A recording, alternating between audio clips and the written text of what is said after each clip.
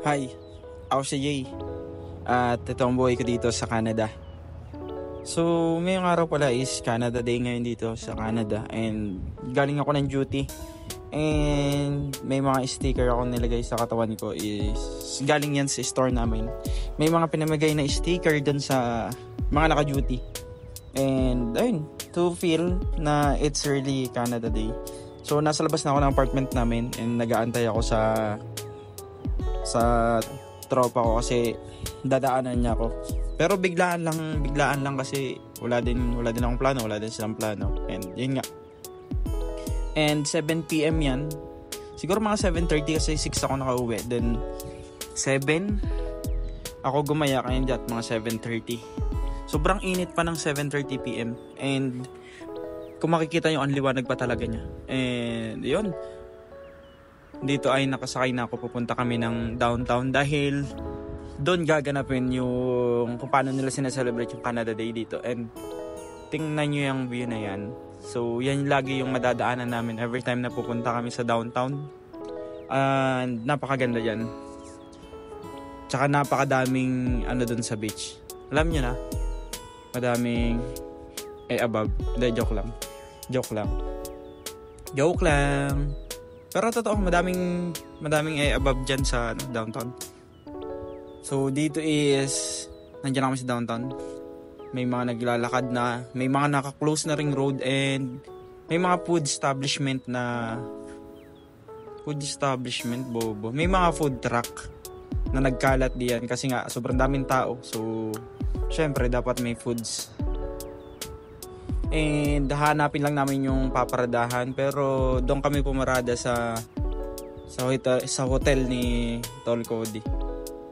So meron niya silang kasi nagtatrabaho siya sa hotel and parang may exclusive parking sila sa mga employee.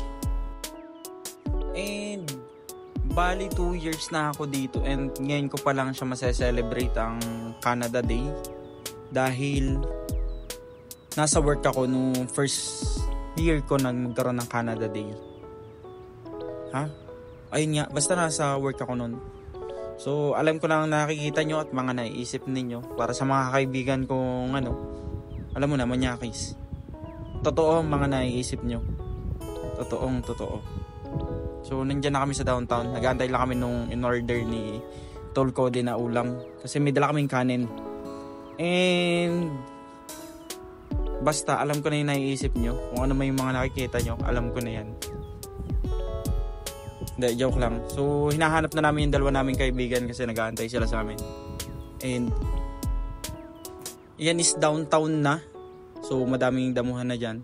Siyempre, meron tayong artistang kasamang dalawa. And punta kami dun sa tapat ng, meron kasi dito tindahan ng ice cream. And malapit daw sila dun sa may mga damuhan. Pag may nakita daw kami mukhang pulube, mukhang sila daw yan. So di ba kung makita nyo, sobrang daming tao. And tingnan nyo naman, nakakaawa naman yung dalawa nag-aantay. Pero sa totoo lang, hindi ko alam kung anong ginagawa nila yan Siguro nagsa-sightseeing sila ng mga toot. Hindi, joke lang. Kawawa naman tong dalawa na to. Tubig lang daw ang kanilang ininom. So this is Canada Day. So normally parang ganun lang yata ang ginagawa nila. Walang masyadong happenings, unlike sa mga celebrations sa Pinas, kunyari Coca Festival, Oktoberfest, Beer Plaza. May konting banda, may mga banda or konting ganap, pero hindi kagaya ng mga celebration na si Tol Cody. Naka-good item.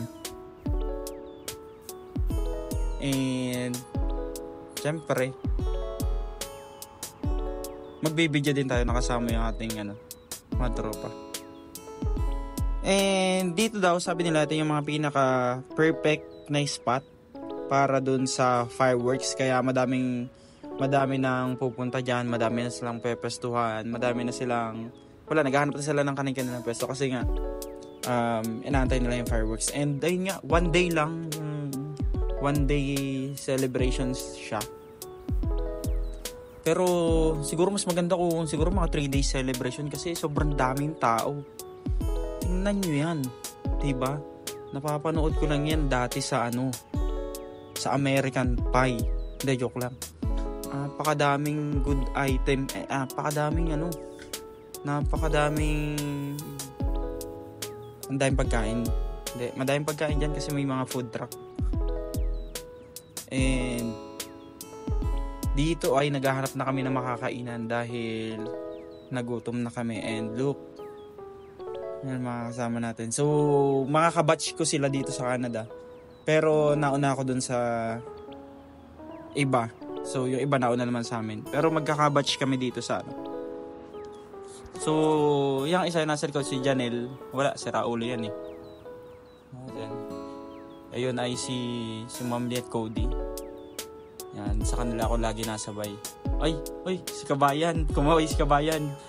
Nakakita niya siguro ng good item kaya siya kumaway. And it's almost 9 p.m. Hindi, 9 p.m. Mga 9:30 p.m. na yan. And maliwanag pa. Sabi nila, malapit na yung fireworks kaya dali-dali kami pumunta dun sa hotel na pinagtatrabahuhan ni Cody kasi nga natunog na yung fireworks. And nasa rooftop kami. Yan yung rooftop. One time naligo kami dyan, birthday ni Ma'am Lynn. So nakalibre kami ng ligo dyan sa rooftop. And ayun na nga, hindi namin siya nasimulan yung fireworks. Pumutok na siya, charot.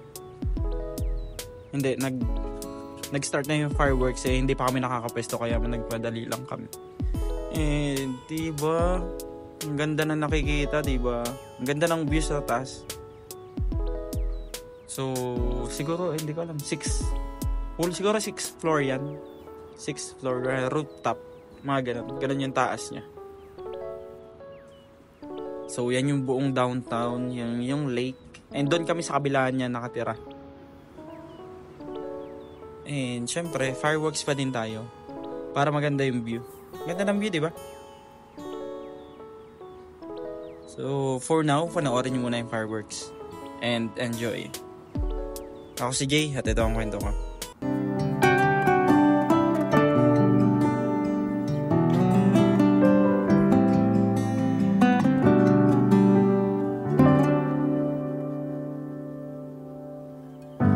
Ako'y maghihintay, tiwala sa gabay, pikit akong nakahakbang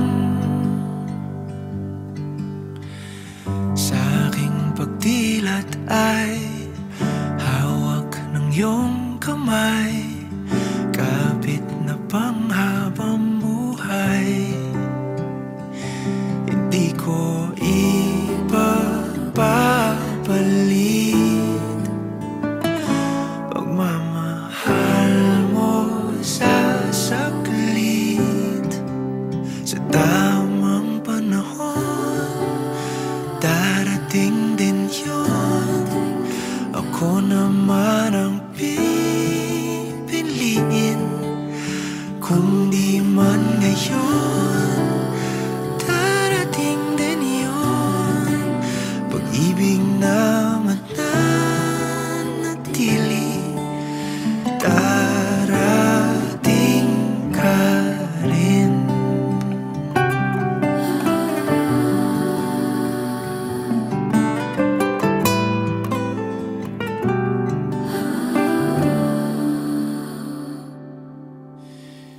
Di ka man kasabay sa aking paglalakbay, magkarugtong ating daan.